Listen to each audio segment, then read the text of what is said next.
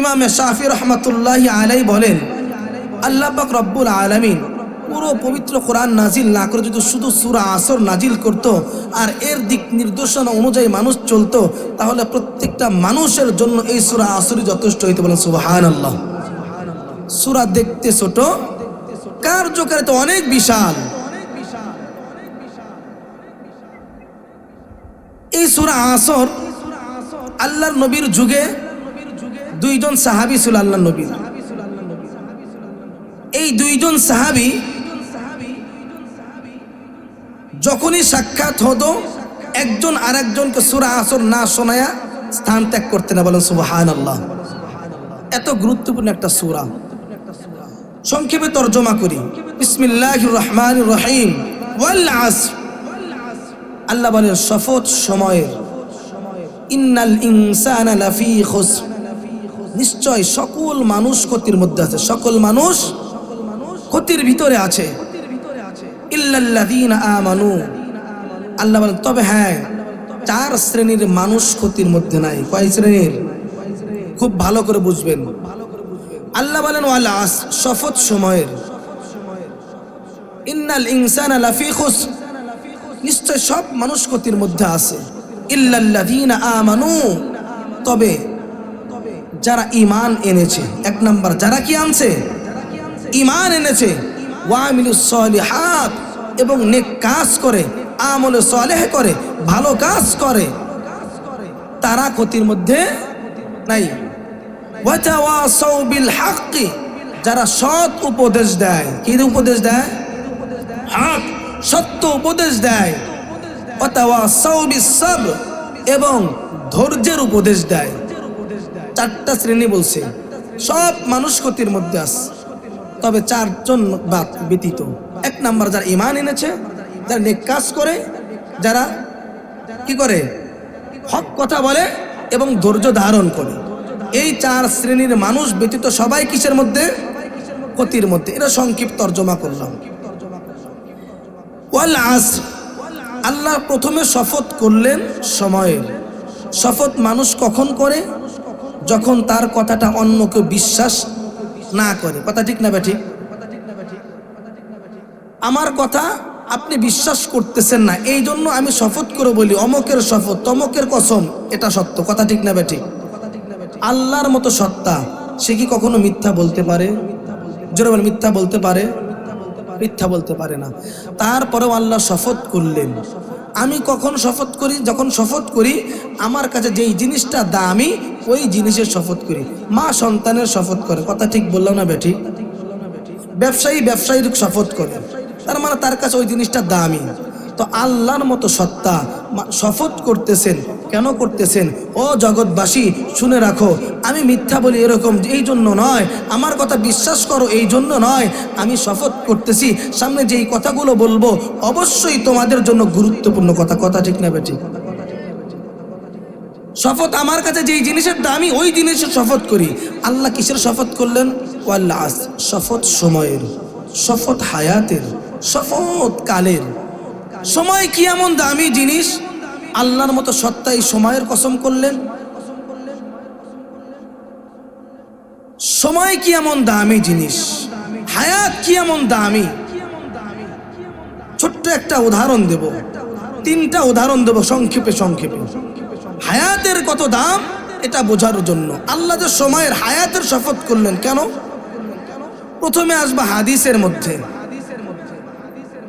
আল্লাহর নবী সাল্লাল্লাহু আলাইহি ওয়াসাল্লামের চিরাচরিত একটা অভ্যাস ছিল। কি ছিল? সব সময় একটা আমল করতেন। আমলটা কি? ফজরের নামাজ পড়ে সালাম ফিরিয়ে সাহাবীর দিকে মুখ করে বসতেন, এবং আসরের নামাজের পরেও সাহাবীর দিকে মুখ করে বসতেন। আপনারা যারা নামাজ পড়েন ফজর এবং আসর, আপনাদের ইমাম সাহেব ফজরের পরে আপনাদের দিকে মুখ করে বসে কি বসে না? যারা নামাজ পড়ে তারা জানে, যারা পড়ে না তারা জানে না। কথা ঠিক না বেঠিক? আসরের নামাজের পর ইমাম সাহেব মুসল্লিদের দিকে মুখ করে বসে কি বসে না? এটা কার সুন্নাহ? রাসূলের সুন্নাহ। বলেন কার সুন্নাহ? আল্লাহ রাসূল সাল্লাল্লাহু আলাইহি ওয়াসাল্লাম বসতেন, এর একটা কারণ ছিল। আসরের পরে কেন বসতেন মুখ করে? সারাদিন সাহাবা একরাম কি কাজ করেছে এর কারগুজারি শুনতেন। কোন সাহাবীর দল যুদ্ধে রণাঙ্গনে গিয়েছে ইসলামের জন্য জিহাদ করতে, তাদের খোঁজখবর নিতেন এবং ফজরের পরেও মুখ করে বসতেন। কেন? সারা রাত্রি সাহাবায়ে কেরাম ইবাদত করেছে, কেউ ঘুমিয়েছে, ঘুমের ঘরে আমি আপনার স্বপ্ন দেখি কি দেখি না? স্বপ্নের তাবির শুনতে অনেক মানুষ আমাদের কাছেও ফোন দেয়, হুজুর এই স্বপ্ন দেখি, কারণ কি? তা আল্লাহর নবীর সাহাবীরাও স্বপ্ন দেখতো।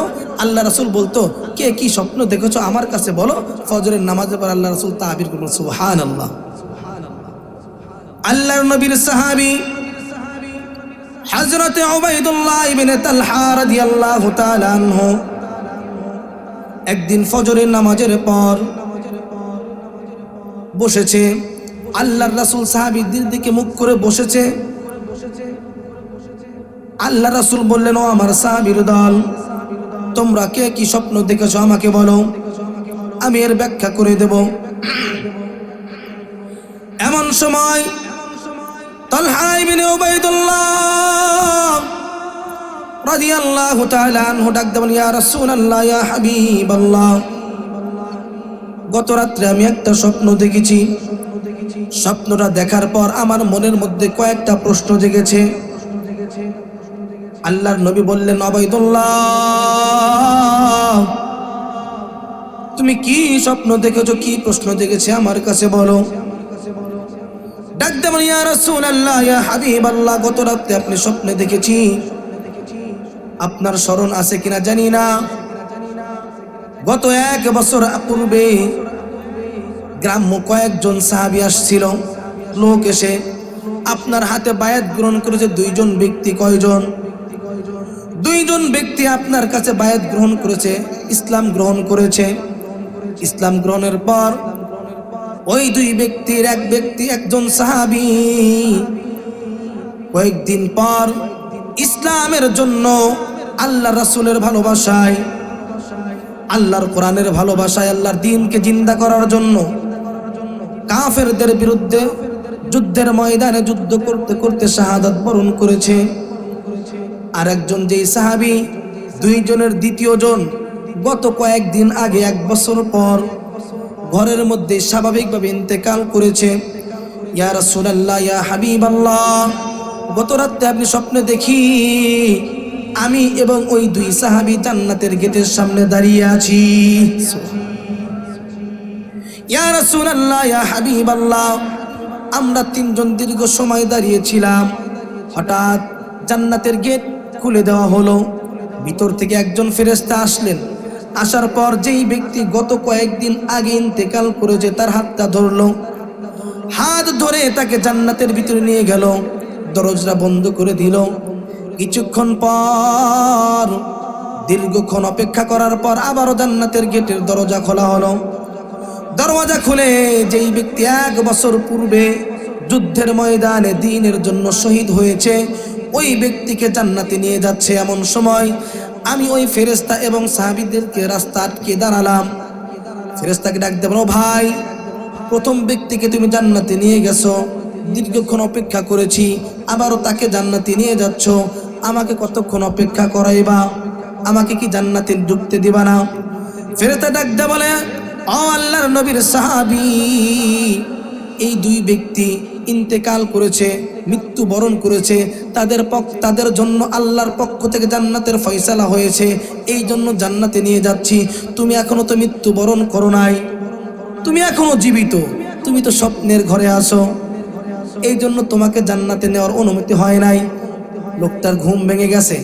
সাহাবী ডাকতে বলে, ইয়া রাসূলুল্লাহ, স্বপ্নটা দেখেছি, আমার ঘুম ভেঙে গেছে। ঘুম ভাঙার পর আমার কয়েকটা প্রশ্ন উদ্রেক হয়েছে। কি প্রশ্ন?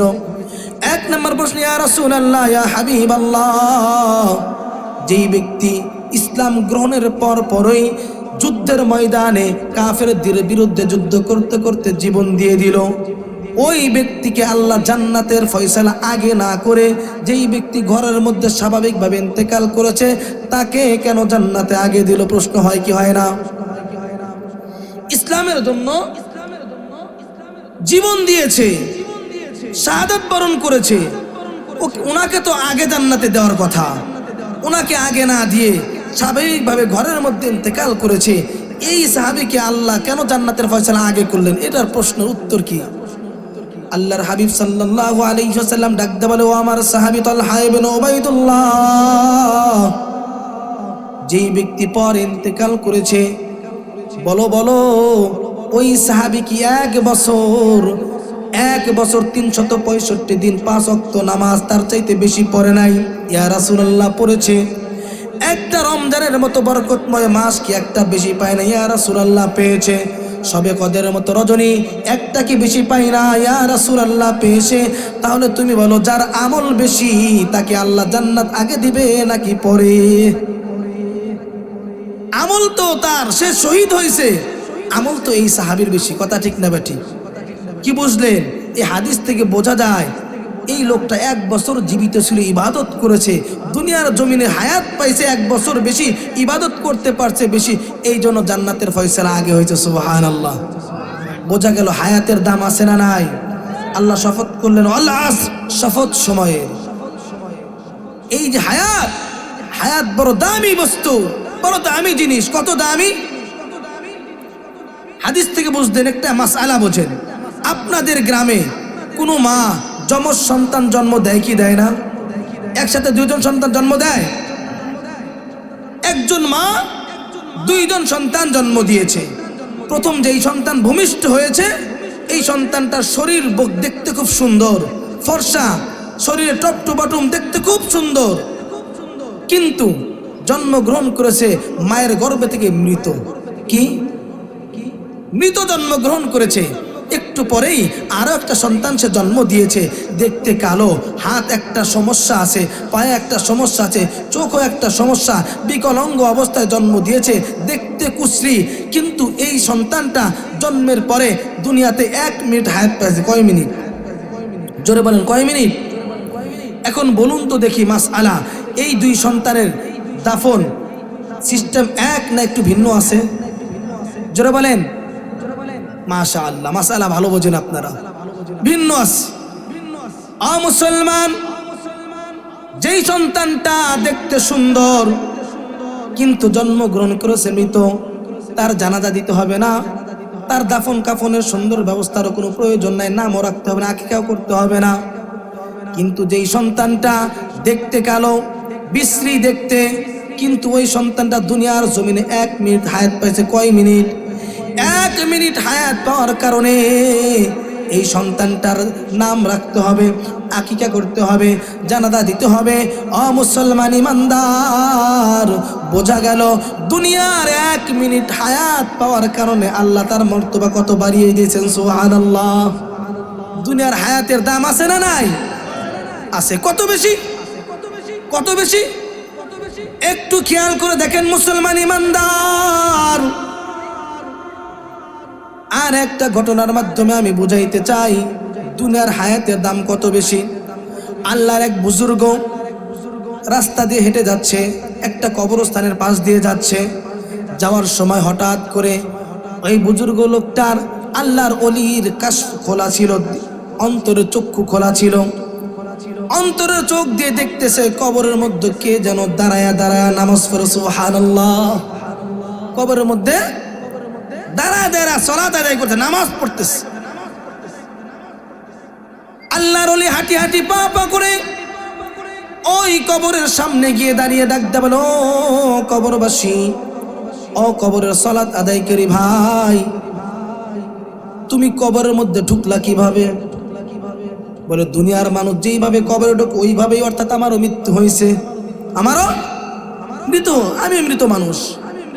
ডাক দেয়া বলে, ভাই, কবরের মধ্যে তুমি আসো, নামাজ পড়তেছো কতদিন যাবত? 500 বছর। কত বছর? কয় বছর? আমি যখন 500 বছর বললাম, একটা আশ্চর্যের কথা বললাম, কেউ সুবহানাল্লাহ বলে নাই। কিন্তু আল্লাহর ওলি আবার আমার আপনার মতো ছিল না। লোকটা যখন বলছে আমি 500 বছর যাবত সালাত আদায় করতেছি, লোকটা বলে সুবহানাল্লাহ।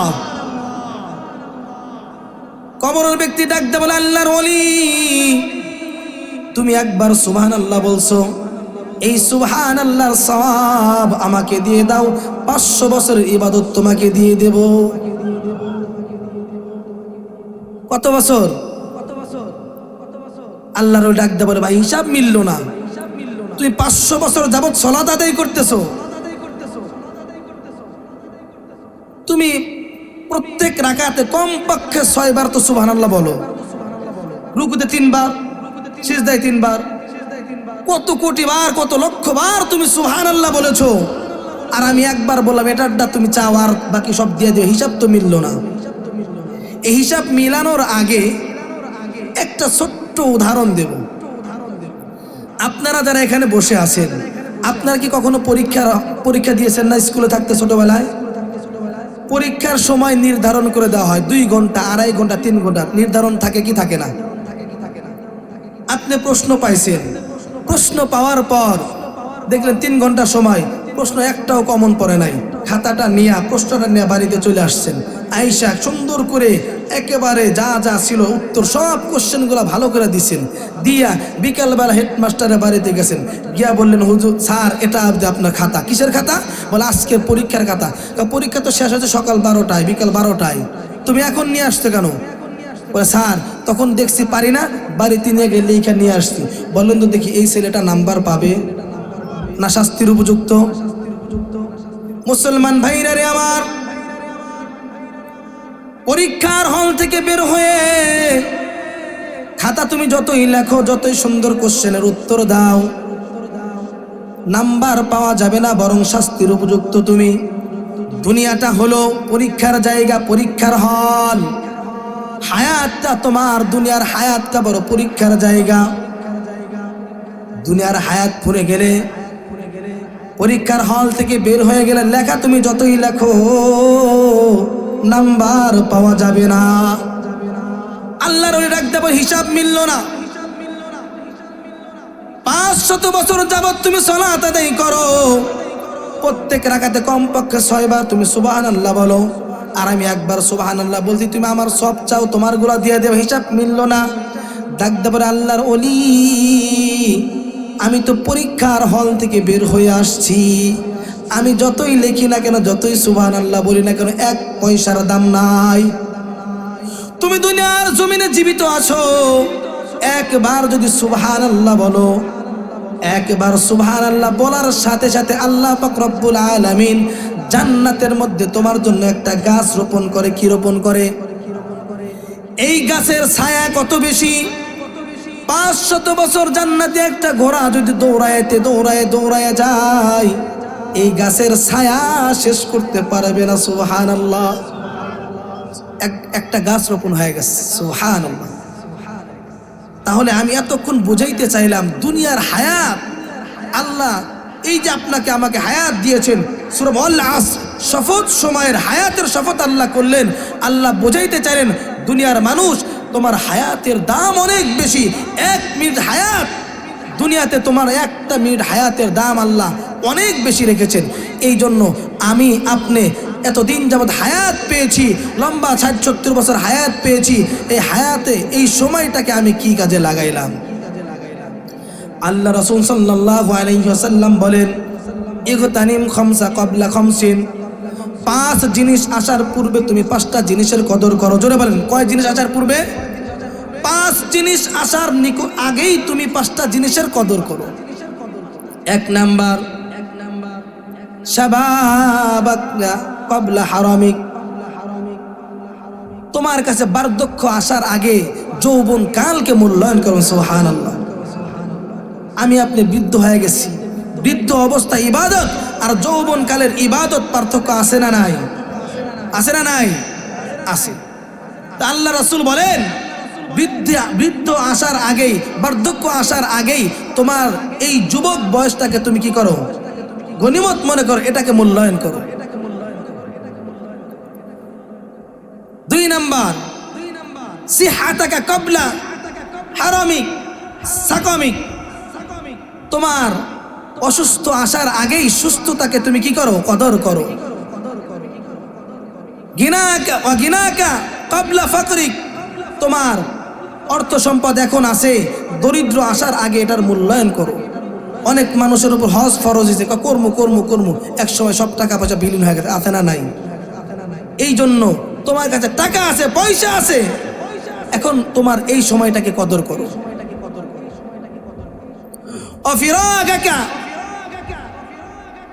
ক্বাবলা শুগলিক, এখন তুমি অবসর আছো, এই সময়টাকে কাজে লাগাও, এই সময়টাকে জিকির করো, আল্লাহর ধ্যানে মগ্ন থাকো, সময়টাকে কাজে লাগাও। তুমি কাজে ব্যস্ত হওয়ার পূর্বে, ও হায়াতাকা ক্বাবলা মাউতিক, মৃত্যু আসার পূর্বে তোমার হায়াতটাকে কদর করো, ইজ্জত করো, সম্মান করো, মূল্যায়ন করো। তাহলে আল্লাহ রাসূল আল্লাহ বললেন সময়ের কদর করতে, ওয়াল আসর, শপথ সময়ের, বোঝা গেল সময় খুব দামি জিনিস।